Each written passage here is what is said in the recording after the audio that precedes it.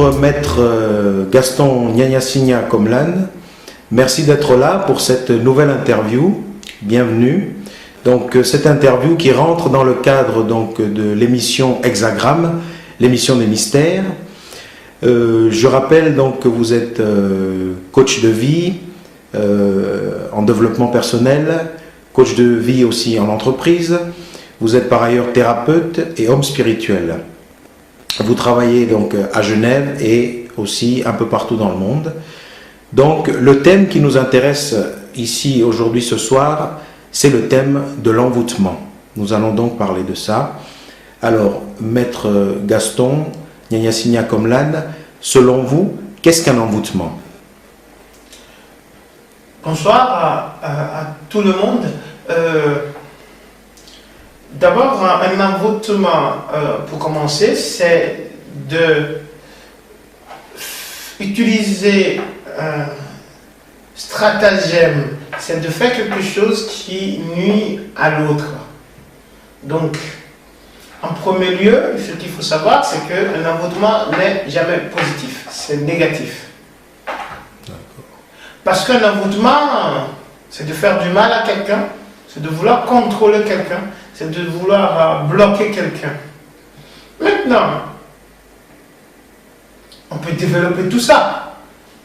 Oui. Et ça va loin, parce qu'aujourd'hui, ce n'est pas de faire allumer une bougie et tout qui fait un envoûtement. Moi, je pense que si je suis au bureau avec quelqu'un, ou je suis dans un bureau, dans un travail avec quelqu'un, et la personne me nuit derrière par ses pensées, par ses ragots, ses médisances, à un niveau, ça peut aller dans l'envoûtement. Parce qu'on n'a pas besoin d'aller allumer une bougie pour faire du mal à quelqu'un. Donc, un envoûtement, c'est de nuire à quelqu'un, c'est jamais positif, n'est-ce pas? Maintenant, il y a plein de techniques, plein de choses que effectivement les gens utilisent pour faire du mal. Ça, c'est sûr. Donc, l'envoûtement, c'est de bloquer quelqu'un sans son accord. C'est d'abord qui veut qu'on le bloque de toute façon. Donc, c'est de bloquer quelqu'un, c'est de faire du mal à quelqu'un, c'est de donner une maladie à quelqu'un. C'est ça, c'est de faire du mal. Envoûter, c'est faire du mal. Faire du mal, bloquer. C'est ça un envoûtement. D'accord. Donc vous en parliez un petit peu avant.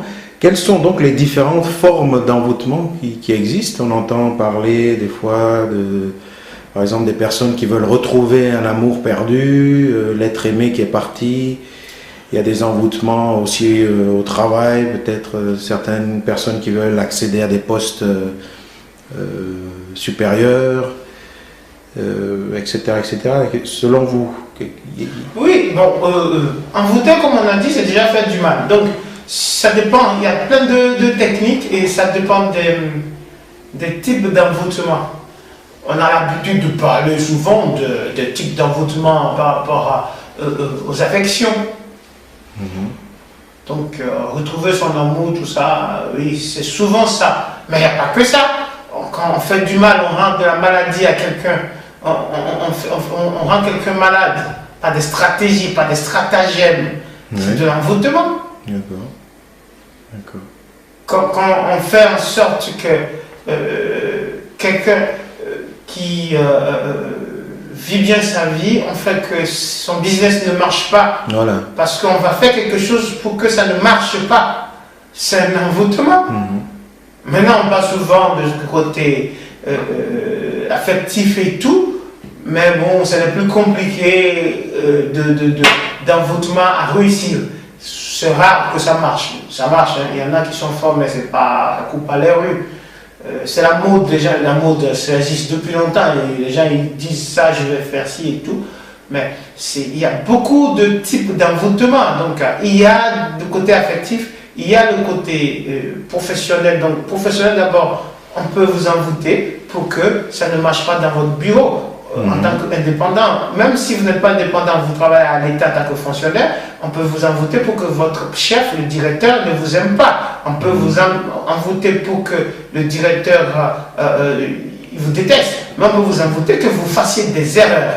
D'accord. Donc, il y a tellement on va pas citer ça, c'est cas par cas, n'est-ce pas? Ouais. Aujourd'hui, on est en train d'expliquer des choses et on va aller plus loin parce qu'on va vous faire des programmes sur tout cela. Mais là, c'est quand même pas mal ce qu'on est en train déjà d'expliquer. D'accord, c'est plus au cas par cas, donc d'accord. Et quels sont les modes opératoires de celui qui envoûte? Donc un envoûteur, on dit des fois dans certains livres de magie, il y a des pentacles, d'envoûtement, des poupées de cire, enfin, on connaît un petit peu ça dans la littérature ésotérique. Alors, pour qu'un envoûteur puisse vous envoûter, qu'est-ce qu'il faut? Quel est son mode opératoire? Au fait, comme je dis, ça c'est qu'un début. On va vous donner des informations. On va vous parler des choses que vous ne saviez pas. On va vous filer des informations pour que vous puissiez aussi suivre le mouvement actuel aujourd'hui de l'ère du Verseau dont on parle pour être plus à point. Parce que beaucoup de personnes croient savoir. Et ils savent, mais ils ne savent pas beaucoup. Et ils disent qu'ils savent beaucoup. Maintenant, nous, on va vous donner beaucoup de choses afin que ça puisse, vous soyez un peu plus aguerris pour être mieux parés à ces genres de choses dont on parle d'envoûtement, naturellement, et que vous connaissez les bases. C'est comme si c'est le b.a.-ba de l'école primaire, n'est-ce pas? Donc, si je reviens à ce que vous dites, que c'est quoi les mode opératoire. Les modes opératoires, moi je peux vous dire une chose. Les modes opératoires que je vais vous dire peut-être maintenant sont toujours là, mais il y a plus développé que ça. C'est ça que nous on va vous dire peut-être après, peut-être aujourd'hui, on va vous dire. C'est-à-dire que normalement, si on prend une photo, c'est un exemple, parce qu'il y a trop, on va développer ça après dans les programmes. Si on prend une photo d'une personne, on peut l'envoûter. Mais normalement, pour envoûter quelqu'un par rapport à une photo, il y en a qui vous diront que c'est facile, il y en a qui diront que c'est difficile. Oui. Mais, je peux vous dire une chose. Aujourd'hui, vous tous, vous êtes connectés. Même dans vos bureaux, vous êtes obligés d'avoir, que vous aimez l'Internet ou pas, on pourrait parler à l'informatique, donc voilà. Donc, on peut vous retrouver vite sur Internet. Oui. Donc on peut avoir votre photo. C'est ça. D'accord. Mais pour voir si on peut vraiment, à quel niveau on peut envoûter quelqu'un par une photo, on va y revenir. Oui. Donc ça se va dans une autre vidéo où, voilà, oui. Et on va développer ça.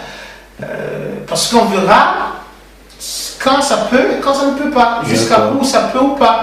Mais voilà, tout le monde a les photos. Avant, pour avoir une photo, il faut chercher. Aujourd'hui, c'est facile, alors arrêtons de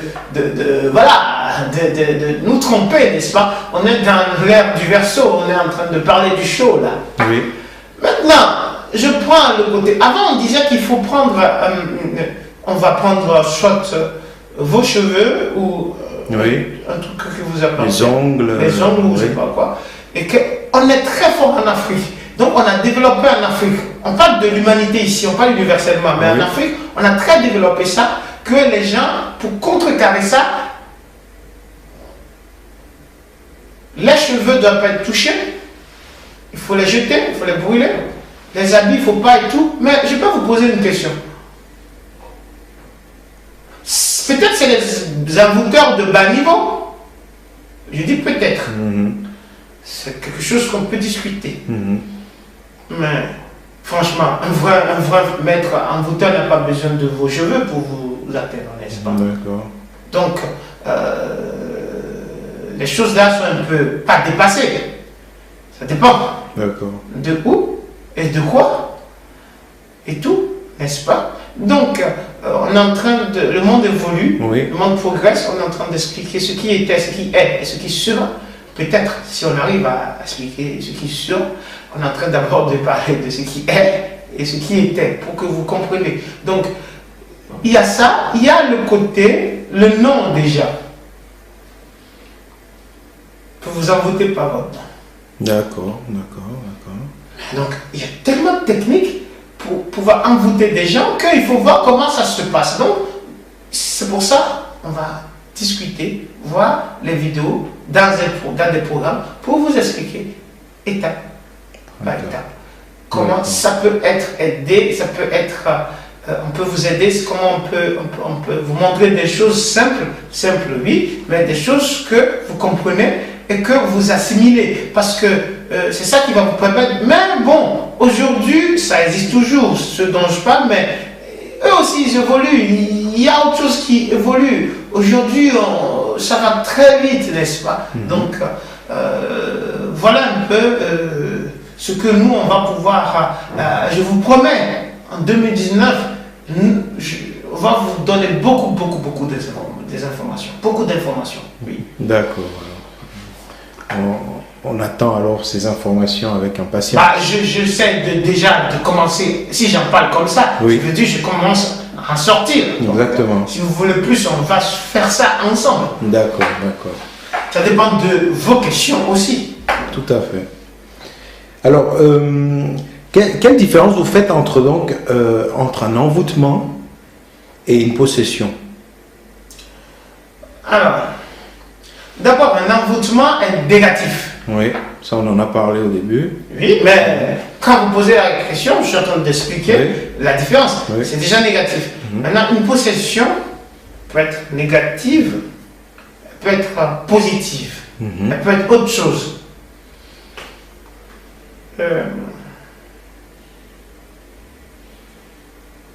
Une possession chamanique.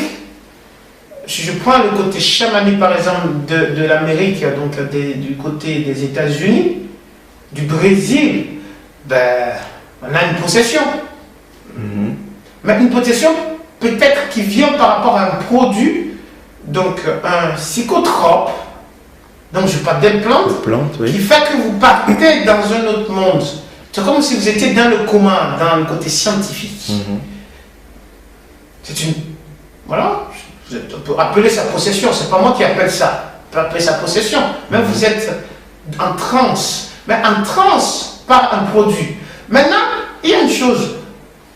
Les gens qui vont au Brésil ou vont, je ne sais pas où, partout, on parle de l'iboga au Gabon par exemple, n'est-ce pas? De l'ayahuasca en Amérique. Exactement.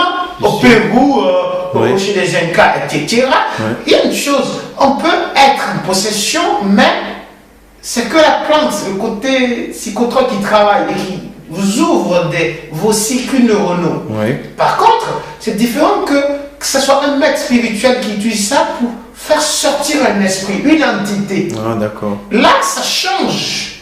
On a le côté psychotrope, on a le côté spirituel. Là, c'est autre chose.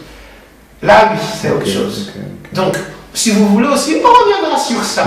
Maintenant, donc on ne va pas comparer cette possession à quand même l'envoûtement qui est négatif. Parce que s'il y en a qui font ça pour s'ouvrir, mais Steve Jobs, moi je ne l'utilise pas, non, je n'utilise pas. Oui, peut-être ma famille qui utilise la pomme, n'est-ce pas? Donc je parle des ordinateurs, moi j'ai pas ça. Mais bon, beaucoup de personnes qui travaillent avec moi aussi, ou qui m'aiment bien, utilisent beaucoup ça, moi je n'utilise pas ça. Mais le concept de Steve Jobs, Apple, ben, c'est pas un drogué, mais il utilisait de la psychotropie. Si vous ne savez pas, moi je vous le dis. D'accord. Ah ben oui, voilà. Donc, il vous a créé Internet, tout ça par là. Allez voir son film ou allez lire le livre de sa biographie, n'est-ce pas? Donc, ce que je suis en train d'expliquer, vous parlez, on va aller au fond maintenant. On l'a dit, aller au fond, on va aller au fond. On a cette connaissance. Maintenant, on va savoir comment l'expliquer. C'est ce qu'on est en train de faire. Donc, si la possession, on prend le spirituel, donc le côté psychotrope et tout, suivi par un maître spirituel et tout, c'est différent. Mais aujourd'hui, ça pullule. Les gens, ils vont fumer. Même la Suisse a interdit certaines choses. De toute façon, la Suisse médique a interdit certaines utilisations. Mais les gens, ils vont faire ailleurs. Maintenant, s'ils vont faire ailleurs, si c'est bien suivi par un homme spirituel, un initié, oui, pourquoi pas. Mais si c'est fait parce qu'il faut faire, je ne sais pas. Et je vous parle de Bob Marley. Les gens qui fument, aujourd'hui c'est légalisé, en tout cas de toute façon, on fume. Oui. Il fume pourquoi, mais on ne sait pas. Mais on sait que c'est utilisé pour le côté dépressif, le côté déprime. Qui ne sait pas ça? Moi, je ne fume pas. Je n'ai jamais fumé. Mais j'ai plein de personnes qui fument autour de moi, ça ne me gêne pas. Et moi-même, je peux utiliser l'herbe pour faire des traitements. Mais je sais comment ça s'utilise. Aujourd'hui, on a plein de personnes qui parlent pour parler. Il y en a qui parlent parce qu'ils savent un peu. Mais ils ne savent pas non plus le Graal, n'est-ce pas? Moi, je n'ai pas le Graal non plus. Hein, mais bon, voilà. Ce que je veux dire, envoûtement est négatif. Possession, ça peut être négatif, ça peut être... Je sais pas, positif. Ça dépend, mais on va développer ça. Vous posez des questions qu'il faut prendre. C'est une question pour faire une vidéo. Oui. Donc là, j'ai beaucoup parlé, mais parce que votre question, je peux faire plus que ça. Ce que je vous dis, ce n'est rien, ça. On va développer ça. D'accord. D'accord.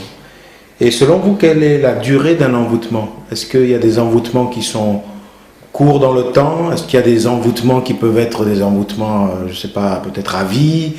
Ou comment ça se passe là? Est-ce qu'il y a des envoûtements? Vous posez une question aussi. Vous avez des belles questions. Je pense que, et de bonnes questions. Vous savez, je pense qu'on va peut-être après, selon les interventions de ceux qui vont nous regarder ou nous écouter, et selon leur intervention, on va voir comment on va faire pour pouvoir développer cas par cas les questions. C'est des questions pertinentes. Et ces questions pertinentes, je peux répondre comme ça, mais je ne peux pas trop développer si on n'a pas le temps pour ça. Donc on va reprendre après, question par question, selon si les personnes qui regardent la vidéo posent des questions, on va voir. Dans le temps, il faut savoir que dans le monde de l'envoûtement, il y a du temps, mais il n'y a pas du temps. Il y en a qui envoûtent parce qu'ils considèrent qu'un temps existe. Il y en a qui considèrent qu'il n'y a pas de temps qui existe parce qu'ils travaillent à partir du monde astral. Dans le monde astral, il n'y a pas de temps ni d'espace. Donc, ça dépend de qui envoûte, de quel envoûtement c'est. Donc, il y a effectivement des choses, si quelqu'un vous envoûte, tant que la personne ne vit plus, l'envoûtement est coupé. La personne vous envoûte dès qu'il meurt, elle meurt, c'est fini. D'accord. C'est comme une pensée qui... Dès qu'elle meurt, c'est fini. C'est de quel type d'envoûtement? Pensée négative. Oui, mais ça dépend de l'énergie de cet envoûtement. Parce que c'est des formes pensées. Donc, si la personne meurt, c'est fini. D'accord. C'est plus alimenté, quoi. Non, ça n'alimente, vous n'êtes plus là. Donc, maintenant, il y a des envoûtements que la personne vive ou pas. À un moment, si elle ne charge pas ou ne recharge pas l'envoûtement, c'est coupé. D'accord, c'est ça. Oui. Donc, est-ce que je peux dire que ça fait 5 minutes, 10 minutes? Non, ça dépend de qui envoûte, de quelle technique, de qui envoûte. Oui. De l'envoûteur, de la technique et de à qui on envoûte. Oui, tout à fait. De qui on envoûte. Oui. Qui est la personne? D'abord, si la personne est bien protégée, l'envoûtement ne le touche pas. Donc, on parle de temps. Voilà. D'accord. On en reparlera un peu plus tard aussi. Merci beaucoup. Et quels sont les signes qui montrent qu'une personne est envoûtée? Comment une personne lambda peut savoir qu'elle est envoûtée? Est-ce que c'est facile déjà à déceler soi-même? Bon, ça se décèle souvent par consultation, les spécialistes. Hein, d'accord. Mais parfois, c'est par exemple quand quelqu'un... Je dis par exemple, hein, parce qu'on peut quitter l'envoûtement et aller loin dans la sorcellerie négative, parce qu'il y a une bonne sorcellerie aussi, je le précise. C'est que quand je ne sais pas comment expliquer, mais quand on va déjà à l'hôpital, si on fait les analyses, mais la personne a un mal, et le IRM, les meilleures technologies qu'on a aujourd'hui. On est en Suisse, on est en Genève, on a les meilleures technologies au monde. Moi, je suis très content d'être dans ma vie, dans mon pays d'adoption, la Suisse. Oui, je répète ça et tout. Je suis très content. Mais quand on va là-bas, on est bien, non, on est bien entouré. Et on fait les analyses et puis on ne voit rien, mais la personne souffre. Soit c'est un problème psychologique. Mais si psychologiquement on ne voit pas qu'il y a un problème, ça crée il y a un truc qui ne va pas. D'accord, c'est déjà se faire. C'est déjà un truc qui nous interpelle et qui dit mais pourquoi? quelque chose qu'on ne voit pas. Oui, mais ça ne veut pas dire que c'est un envoûtement. Je ne suis pas en train de dire que ça veut dire un envoûtement. Oui. Mais déjà, c'est un signe qui est bizarre. Qui interpelle, effectivement, si on ne voit rien. Ça ne peut pas être un envoûtement, ça peut être autre chose, hein, des règlements intérieurs, mais voilà.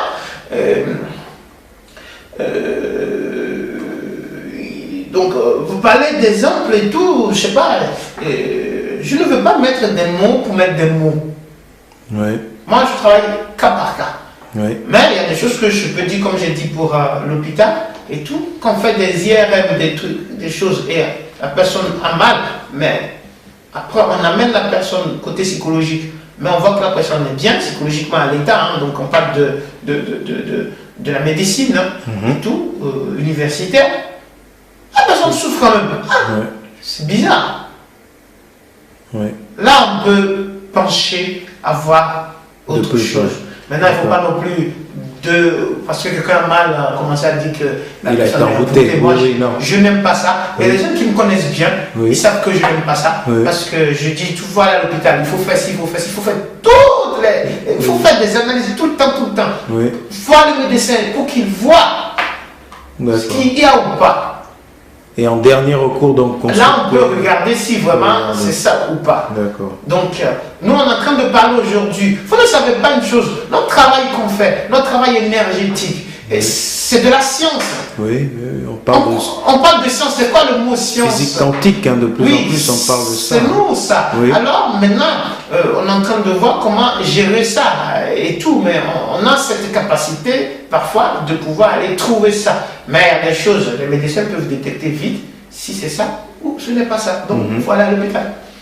Donc, si ces médecins, avec toute la science qu'ils possèdent, n'arrivent pas à détecter un mal, vous conseillez de consulter quelqu'un comme vous, oui, moi, un thérapeute, de toute façon, pour voir un peu plus en profondeur s'il y a un mal oui, parce que qu'est-ce que vous voulez faire? De toute façon, si un médecin traitait tout, on n'aurait pas de mort de toute façon. Voilà, donc, il y a des choses qui les dépassent aussi. Donc voilà, le but c'est de faire du bien à l'humanité. Moi je parle de l'humanité. Mais comme je suis dans un pays universitaire, un pays qui m'a adopté, ma chère Suisse, je sais comment il y a des gens qui ne font pas bien, mais il y a des gens qui font tellement bien à l'université. Ils travaillent beaucoup. Alors, parlons de l'humanité. D'accord, ok, c'est bien. C'est très simple. Précisé. C'est pour le patient, c'est pas pour nous. Hein. Oui. Moi-même, je vais à l'hôpital. Donc voilà. C'est bien, bien de le dire, parce que c'est rare aussi de voir des thérapeutes qui disent moi aussi je vais à l'hôpital. C'est très rare, mais j'y vais. Et moi j'ai un nouveau. C'est très honnête de votre part. J'aime bien mon docteur. Ah non, ce jeune-là, voilà. D'accord. Et donc, si on revient au fonctionnement de l'envoûtement, donc on parle de plus en plus de champ énergétique, donc vibratoire d'une personne. Donc, est-ce que pour envoûter cette personne, on passe nécessairement par son champ énergétique, son champ vibratoire? On est obligé de passer par le champ vibratoire. Obligé. Parce que pour qu'un envoûtement vous touche, c'est qu'on a touché votre champ vibratoire. C'est pour ça qu'on prend votre cheveu, il y a un champ vibratoire qui vous suit. Pourquoi quand les voleurs, on les prend, ou les criminels, on dit qu'ils ont l'ADN? C'est tout simplement une empreinte, parfois qui fait sortir l'ADN. Donc, imaginez des années, des siècles avant, des spirituels, des religieux, y compris le Vatican, y compris l'islam, donc voilà, et tout, y compris l'Afrique, y compris l'Asie, il parlait de cheveux ou d'ongles et tout. C'était de l'ADN qu'on parlait. C'est pas aujourd'hui que la science parle. C'était une science qui était là. Et cette science se développe aussi sans que vous le sachiez. Maintenant, un parallèle, n'est-ce pas? C'est pourquoi on dit parallèle. Donc, c'est normal que pour qu'on rentre dans votre champ, on puisse avoir accès à votre champ. D'où, je reviens sur une question qui a été posée pour moi sur la photo. Avant, c'est très difficile, avant, de rentrer dans un champ, et jusqu'aujourd'hui aussi, par la photo. D'accord. Mais aujourd'hui, on est développé. Ça passe. Ça dépend de qui fait l'envoûtement.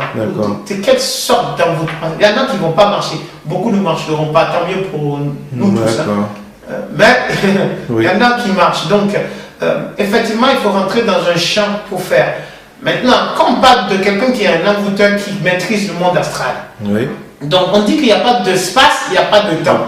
Donc, ce qui veut dire que tant qu'il vous voit ou il vous connaît, il peut rentrer dans votre champ parce qu'il va passer par l'Internet, il va passer par... voilà quoi. Voilà. Internet c'est quoi? Vous oubliez quoi? Internet c'est quoi? On est connecté. On est connecté. Donc, c'est le réseau. Vous croyez que vous êtes sorti de l'auberge, quoi. On est tous interconnectés, quoi, finalement. Quand même un peu. Oui, d'accord. Merci beaucoup pour la précision. Et donc, on parle de champ énergétique, de champ vibratoire. Donc, une personne qui sera pieuse, par exemple, qui aura une vie spirituelle développée, ou qui ira à l'église régulièrement, prie régulièrement, est-ce qu'elle a est-ce qu'elle peut être envoûtée? Est-ce qu'on peut l'envoûter facilement comme quelqu'un qui n'a pas peut-être une vie spirituelle active, une vie spirituelle profonde?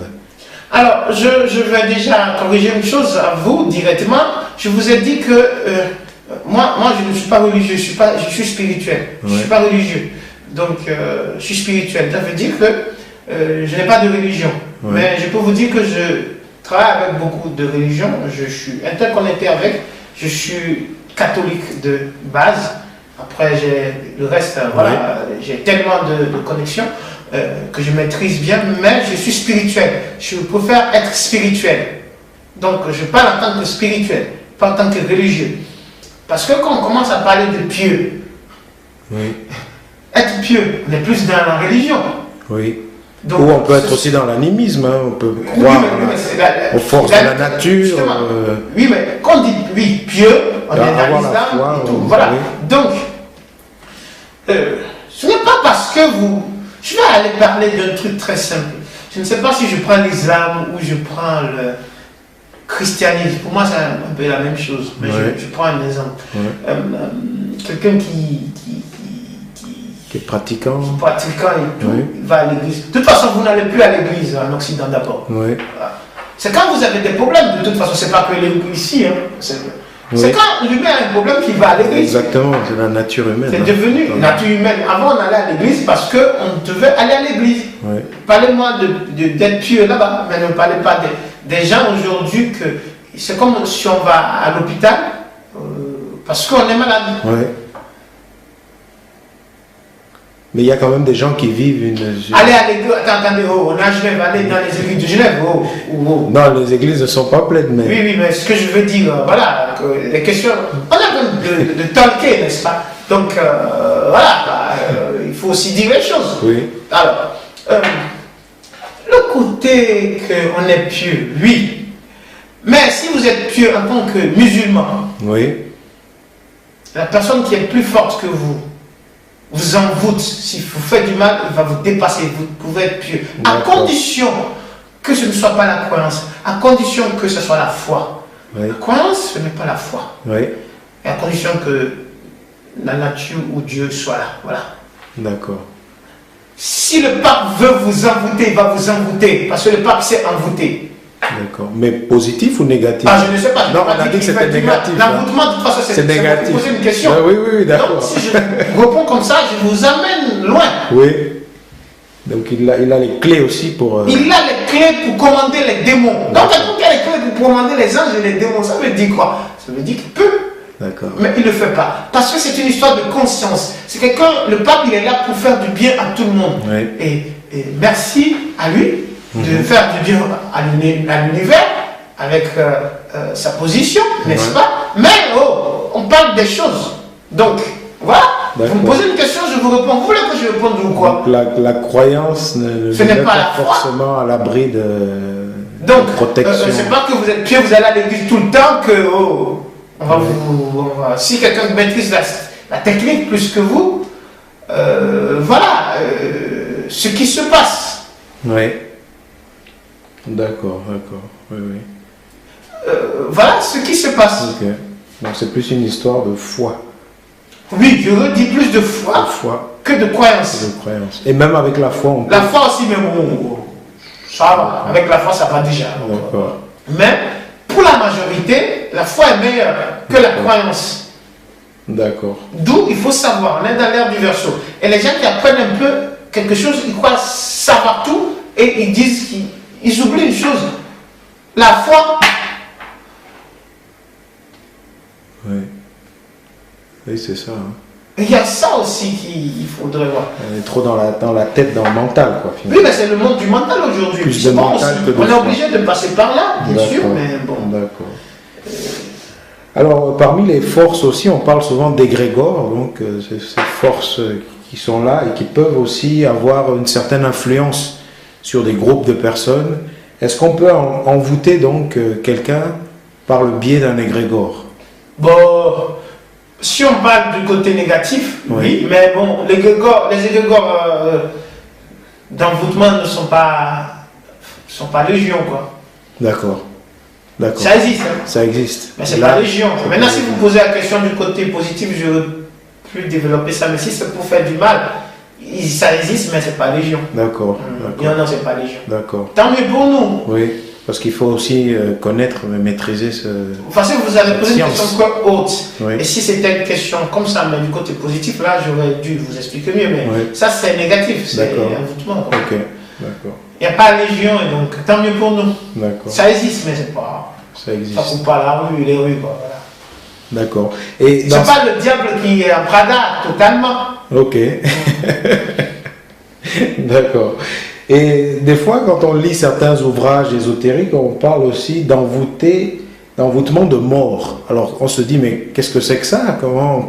Est-ce qu'on peut envoûter un mort? Quelqu'un qui est déjà mort, et puis on l'envoûte encore. Qu'est-ce que ça veut dire? Oui, on peut...